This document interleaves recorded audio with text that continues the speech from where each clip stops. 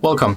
If you want to connect HuaweiSoundX to your Android smartphone, at the first you have to open the Bluetooth settings on your Android phone, turn on Bluetooth, and then we have to click and hold this icon on our HuaweiSoundX.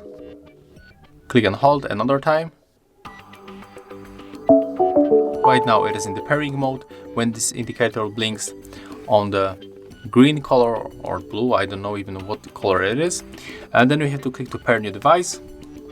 And as you can see here, we got our device, so simply click and accept pair, and as you can see right now it is connected.